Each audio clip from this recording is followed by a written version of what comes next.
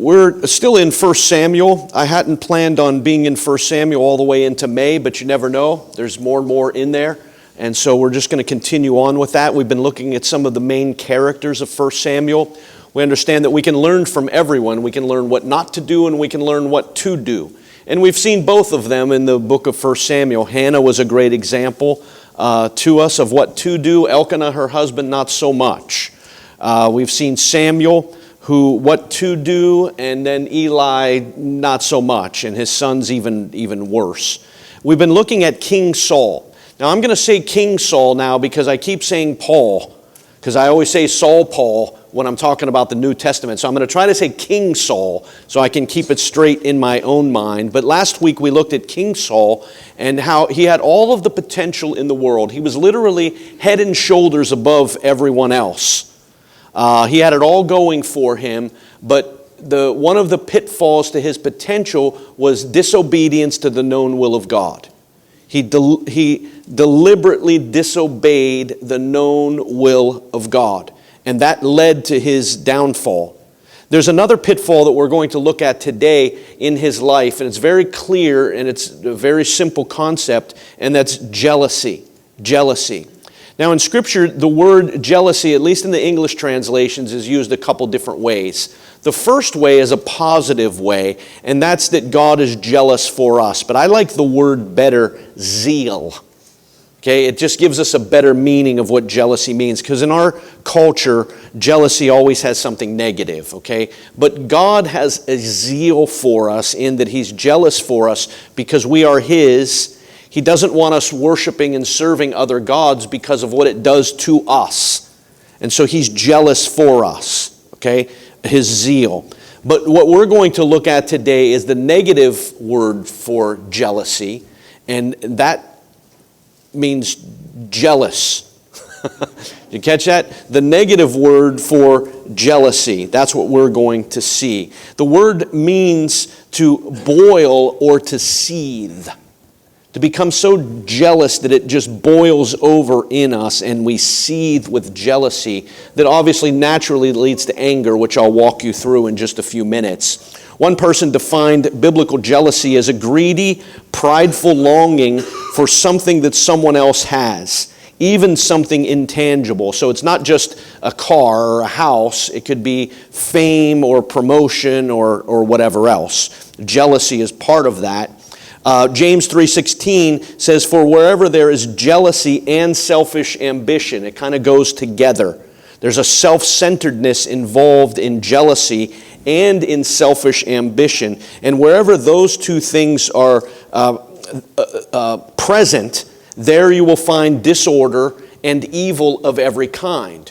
Which means that jealousy in one way is a core problem. It's a problem that brings other problems into our lives. And so we're going to pick up the story of King Saul today in chapter 18 after David killed Goliath. I haven't gotten to David killed Goliath yet because we're studying characters and not just chapter by chapter. So I'm going to get to David at some point. But this is after David killed Goliath. And so let's pick up in 1 Samuel 18, 5 through 16. We're going to read it all, and then I'll make some points and application from it. Whatever Saul asked David to do, we're in 1 Samuel 18:5, David did it successfully, so Saul made him a commander over the men of war, an appointment that was welcomed by the people and Saul's officers alike. When the victorious Israelite army was returning home after David had killed the Philistine, women from all the towns of Israel came out to meet Saul. So you can picture a parade here, a victorious parade. They sang and danced for joy with tambourines and cymbals. And their song was, "Saul has killed his thousands and David his" what? The next verse, verse 8 says, "And this made Saul very angry." Okay?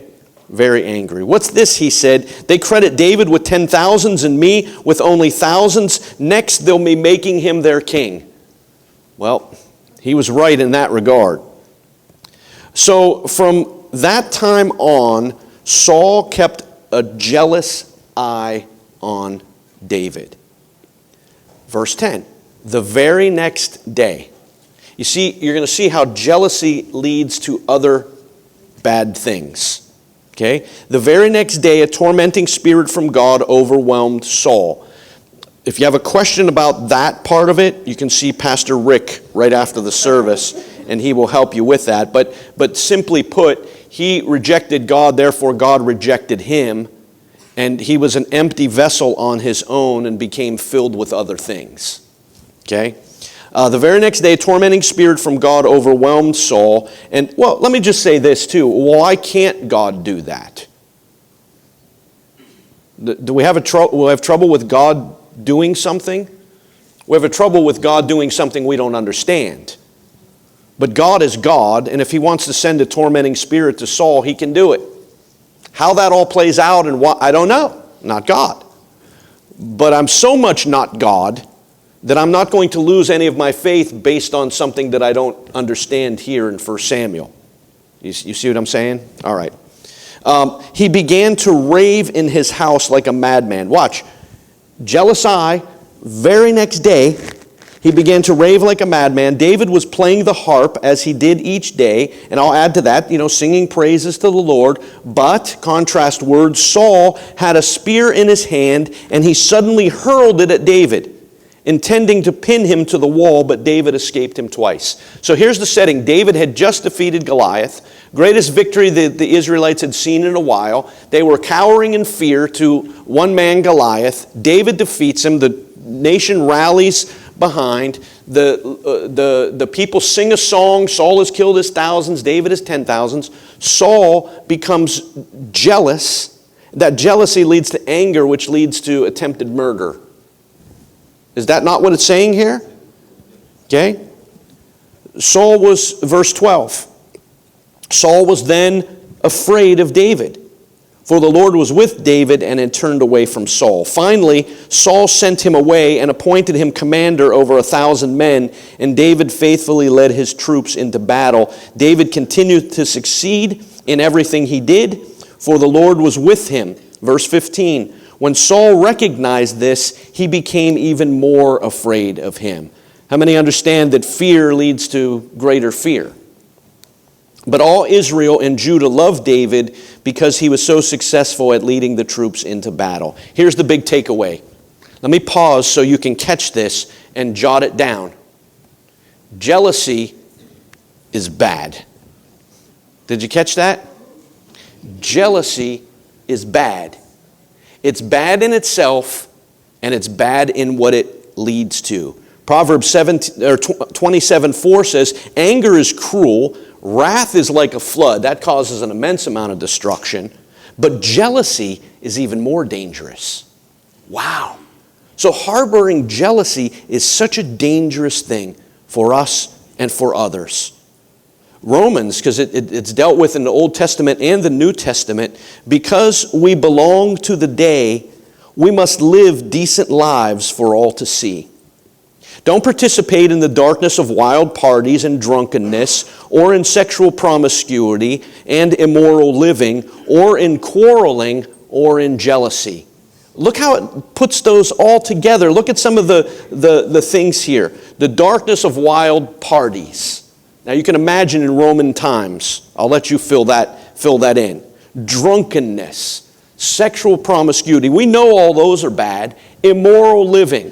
That's a lifestyle of immorality. We know those are bad, but look what's also put in the same list. Quarreling, that means not getting along with anybody and fighting over everything, and jealousy. So our large point today is jealousy is what? Bad.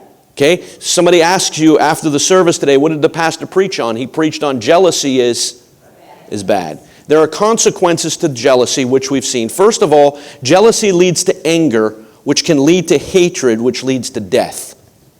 Okay? Jealousy leads to anger, which leads to hatred, which leads to death.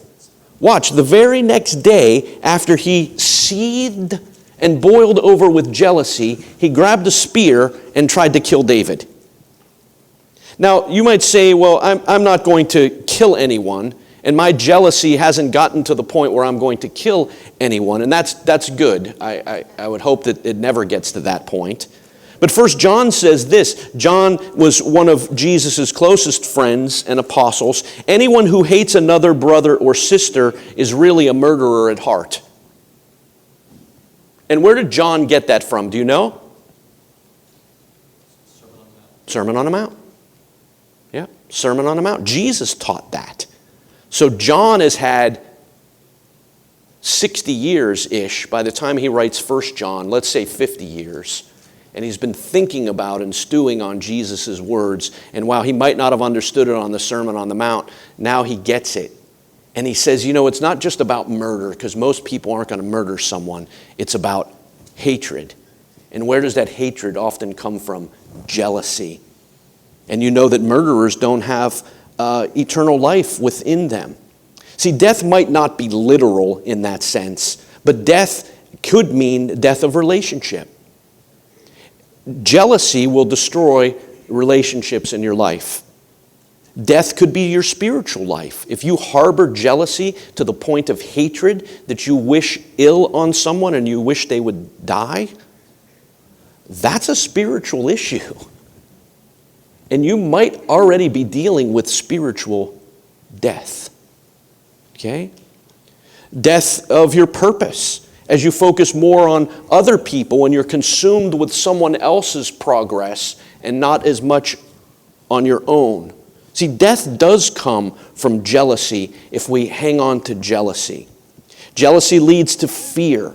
Mentioned twice in verse 12 and 14. Saul was then afraid of David. And when Saul recognized this, he became even more afraid of him. So jealousy led to fear of David and led to greater fear. This is the type of fear that leads to paranoia in people's lives. Everyone's against me. Well, everyone's not against you. Are there some people against you? That's possible. But there's this 20, 40, 60 rule. Maybe you've heard me say this before that I like to apply to my life. At 20 years old, you worry what people think about you. At 40 years old, you don't care what people think. And when you hit your 60s, you realize nobody's thinking about you anyhow. It's a good principle. For the most part, no one's sitting at home plotting your demise. Okay? No one is plotting your demise. But what leads to that? Jealousy, fear leads to greater fear, and it leads to a sense of paranoia. Fear is not just paranoia, but fear of I'm not good enough, I'm not smart enough, I'm not attractive enough, I'm not successful enough. We're afraid that we're not going to accomplish enough. What? Based on God's purpose for your life? No. Based on the other people that you're focusing too much attention on. I'm not as successful as them. I'm not as attractive as them. I didn't get the promotion that they got. See, it focuses too much attention on other people, and jealousy creeps into our heart, and it begins to have a serious effect on our life and on our spiritual life. Because let's just imagine it in the workplace that somebody gets a promotion that you rightfully deserved, and I'm not even doubting that. I've seen that happen a million times. And you have too. If you've worked in some place, the child always gets promoted over the person that's not related to the family. Am I right? And you don't have to answer this or nod or point. Please don't point.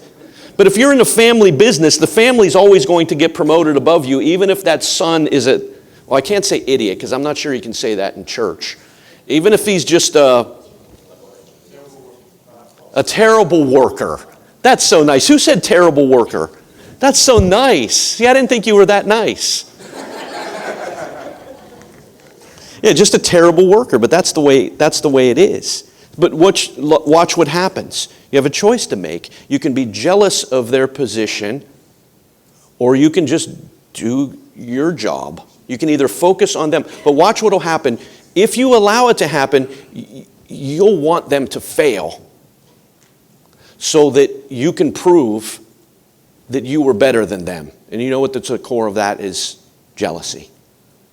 In fact, some people might carry it so far, now I'm sure no one in this room would carry it so far as they would sabotage that other person. Where did it start? With jealousy, anger, hatred, fear. Okay? Proverbs 14:30 says this, a peaceful heart leads to a healthy body. Oh, isn't that true? Whew. If I could have learned to deal with stress earlier in life. Okay? A peaceful heart leads to a healthy body, but jealousy is like cancer in the bones. Wow. That's what jealousy will do to you. It will eat you from the inside out and affect other people in your lives. Number 3, jealousy leads to losing what you were most trying to hold on to. I know that's a long phrase there, but jealousy will lead you to lose what you were most trying to hold on to. What Saul wanted to hold on to more than anything else was the kingdom. He wanted to be the king. And what did he lose? His kingdom. Okay? And so whatever it is that you will try to control and hold on to the most is the very thing you will lose. And this goes all the way back to Adam and Eve. And it's an issue of, and we've talked about this a million times, it's an issue of control. When we want to control everyone and everything around us, if I can break it down for you simply, it is you want to be God. Because only God can control everything around us. You want to control everything so that you can have the perfect life. No one has a perfect life except God, and they crucified Jesus. And so we want to avoid every bit of pain, and so we try to control everything around us. Listen, I'm not saying, create situations that add more drama to your life. I can never figure that out. Life is hard enough. Maybe yours isn't. But life is hard enough without creating your own drama. And even worse than that is getting involved in someone else's drama that's not yours. I cannot figure out why people would do that. To me, I sit back and I watch these things happen and I say, wow, their life must be so easy that they have nothing else to concern themselves with, so let's be concerned about everybody else's drama too. I'm being sarcastic, right? So you catch that? I think most of you know that. See? So we want to control. So from Adam and Eve, they had the desire to be God. Satan came to them and said, here's the issue. I know what God did. I know He created. I know God is great. Because I've been in God's presence. But here's the part that you, Adam and Eve, don't know, is that God doesn't want you to be like Him. And that's why He said, don't eat that. Because if you eat that, you'll be like God. And they're thinking, ooh, that's a good deal. Because I want to be like God. And you know what happens when we yield to temptation? We're saying we want to be God, that we know better. You know what happens when we try to control everyone and every situation around us is there's this inner desire to want to be God, and it's the highest form of idolatry because we're not worshiping something man-made, we're worshiping ourselves. It's the highest form of idolatry. Jealousy leads you, and then so we hold on tightly to the very things we should be letting go of. Okay? Parents, be careful. You don't want to control your children in order to get them to do everything you want them to do. You want to influence them. Well, let me just break this down for you real quickly. I'm going to ask a favor of you two. If you could just uncross your arms, be very appreciative. Nice. That way when you need an offering, I won't do this either. Little joke there. Nobody got that? No? Can't get no? Good? No? I thought it was funny. Guess not. I forgot because I thought that was funny and nobody laughed. It messed up my flow because I thought that was funny. What was I talking about? Anybody know? You know? No, because your arms were crossed. No, I'm just kidding you. I'm sorry. I'll still have my car washed. I promise. I promised. Okay, wanting to control everything. Oh, parents. I know what it was. Parenting, you always want to lead and parent towards relationship. Okay? And there are a couple ways that you do that. At an early age, you have to discipline your children. Because if you don't discipline them, they will become so wild. And you won't want to be around them and they won't want to be around them. You don't leave a garden. You don't leave a garden go. You have to weed that garden. Is that right or wrong? But some parents just let their kids do whatever they want. That's not a good idea. And so, because when they're young, you have the opportunity to discipline them, and then what happens by the time they grow older, you got no shot. You've already lost your influence. They're already running you, and you're not running them. You're not leading them. They're leading you. Okay, you lose that at some point. But the other aspect of it is you don't get them to obey by controlling them and dominating them. You get them to obey through your love and sacrifice for them because you're parenting towards a relationship. I think the best part of parenting is when your kids get old enough, when they're out of the house and all of these things, that you have a great relationship with them.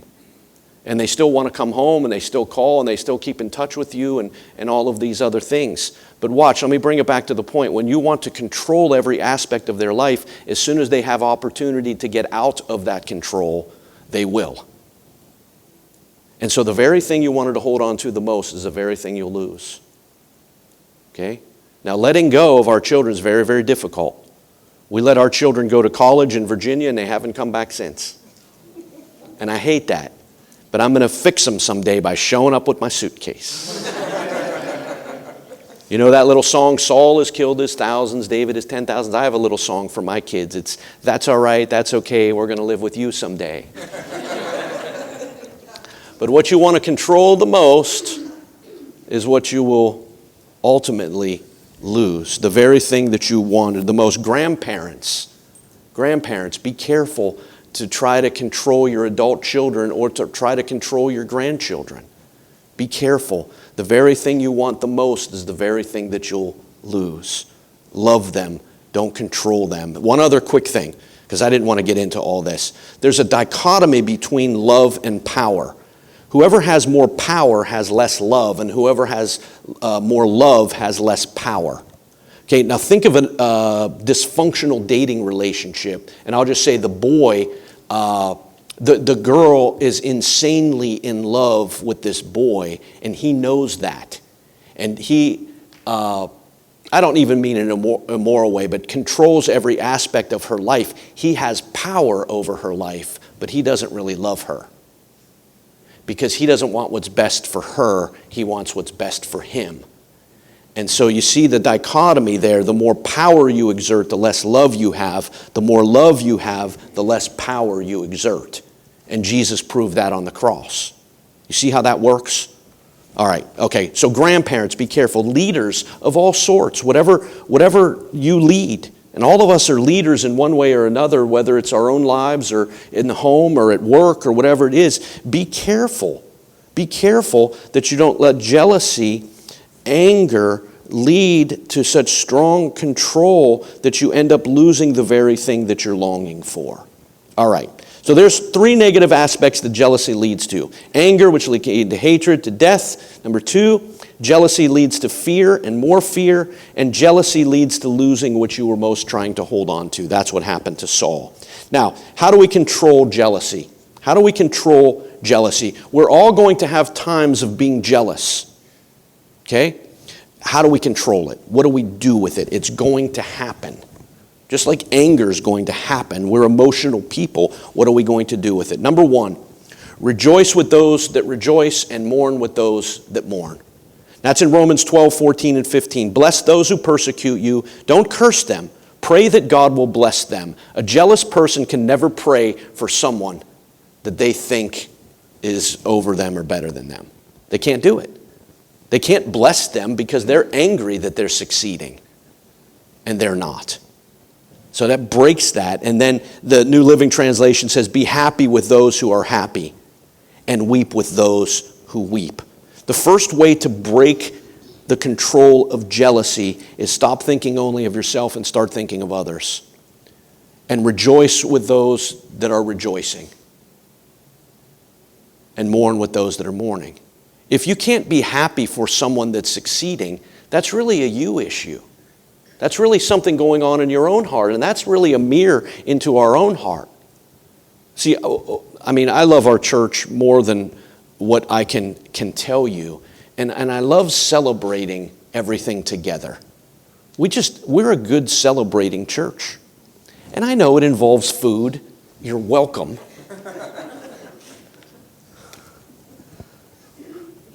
But what an awesome time. We celebrate one another. We celebrate the accomplishments of our children. We celebrate the accomplishments of everyone and everything. A jealous person can't do that. Stop thinking of yourself, think of others. Bless others. Lord, I pray that you would give them more blessing in their life. Try that with a jealous spirit. You'll choke on those words. Rejoice in their success and mourn when they suffer a loss. Don't rejoice that they're hurting. That's also bad. See how simple it is? Jealousy is bad. Wanting bad things to happen to other people is also it's bad. See? Ecclesiastes 4:4 says, then I observed that most people are motivated to success because of the envy of their neighbors. But this too is meaningless. It's like chasing the wind. Jealousy. Bless what you can bless. Rejoice with those that rejoice and mourn with those that mourn. I don't know.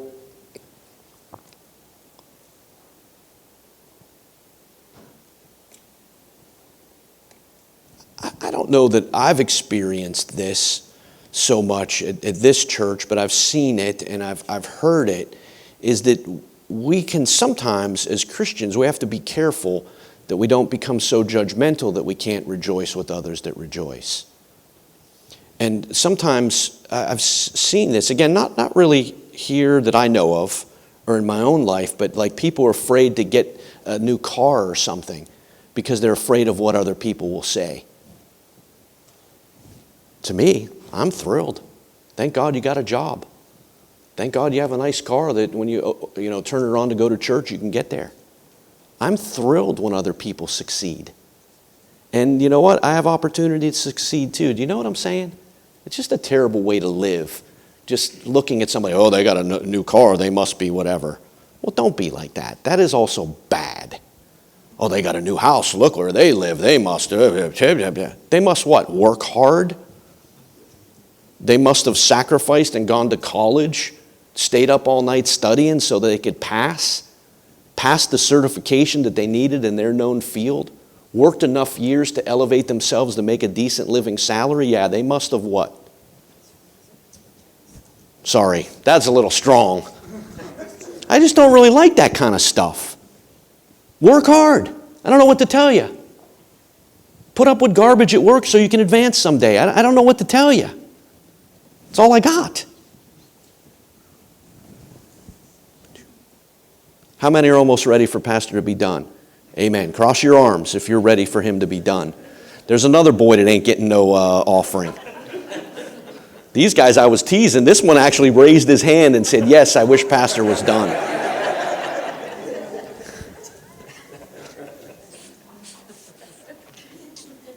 Number 2, honesty. Oh, no. Number 2, give credit and take responsibility. Something else a jealous person can't do is give credit to someone else because they have to take the credit all for themselves. That was Saul's big thing. He didn't accept responsibility for Goliath. He was a head taller than everybody else, and he was the leader of Israel. And Goliath mocking God was really Saul's fault. He needed to rally the troops, okay? But he didn't want to face defeat. He was so afraid of defeat that he did nothing, and then he was defeated, right? And he couldn't give credit, and he couldn't accept the blame. If you're a jealous person, you can't give credit to other people, nor can you accept responsibility for your own choices. So don't do that. Give people credit where they deserve it. Honor and bless people. Congratulate people. Encourage people.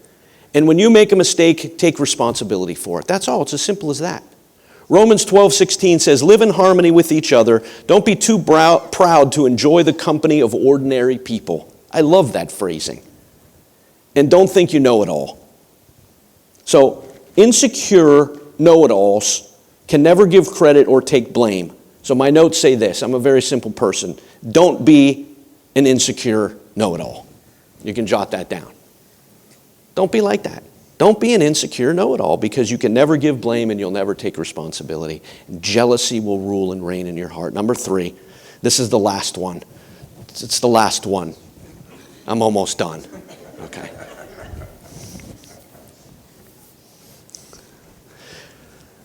This is an important one. Don't seek the applause of man, but the applause of the nail-scarred hand. Don't seek the applause of man, but the applause of the nail-scarred hand. If you're in a position to receive applause, be careful. And I don't mean this and standing ovations. I just mean, and listen, we all want the approval. I want it, you want it. I had the privilege of speaking to our pastors in the southern section on Tuesday, and it went well. And I got a lot of compliments on it. And I like that. I would have felt bad if they said, that was horrible. Don't ever do that again. You stink. And we don't know why they allow you to pastor.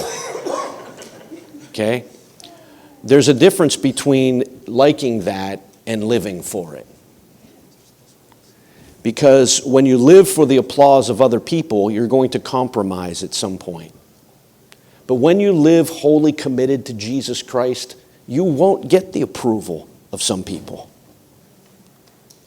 But there's one in heaven that died for you, that still bears the scars of the cross, that when you serve him, and that's the only applause that we need in life and in the life that is to come. When you allow jealousy to take root, again, I'm just going to finish up. We'll all feel jealous at different times. When we feel that way, what do we do with it? If we allow it to linger, it'll lead to anger and hatred. It'll lead to fear and more fear if we allow that to happen. And then we will lose the very thing that we're trying to hold on to the most, just like Saul. How do we deal with it? How do we control jealousy? Rejoice with those that rejoice and mourn with those that mourn. Give credit to others. Take responsibility.